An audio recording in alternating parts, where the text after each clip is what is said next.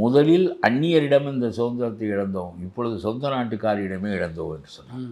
ரொம்ப எமர்ஜென்சியை எதிர்த்து வலுவாக நிற்பதற்கு இந்த பேச்சு எனக்கு பெரிய காரணமாக இருந்தது. காமராஜரை பின்பற்றினோம். அவர் கடைசியில் அவர் இருந்திருந்தால் தமிழ்நாட்டு அரசியல் முறை வேறாக இருந்திருக்கும்.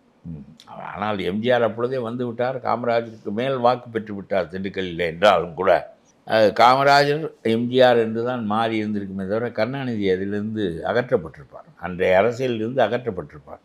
திண்டுக்கல்லில் 3வது இடம் வெறும் டிபாசிட் போகிற அளவுக்கு கருணாநிதி வந்து விட்டார்.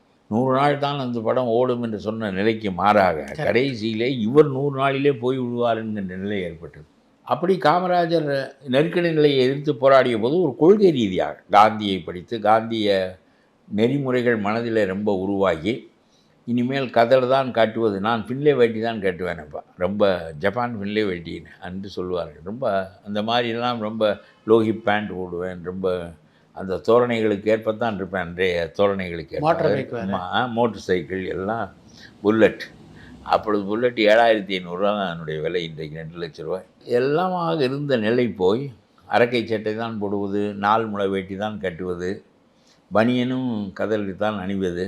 அப்புறம் வள்ளலாரிடம் ஏற்பட்ட ஈடுபாட்டினால் புலால் உண்பதில்லை என்ற நிலை. இப்படி எத்தனையோ கருத்துக்கள் மனதிற்குள் நுழைந்தன. அதற்கேற்ப வாழ்க்கை வடிவமைப்பு ஏற்பட்டது.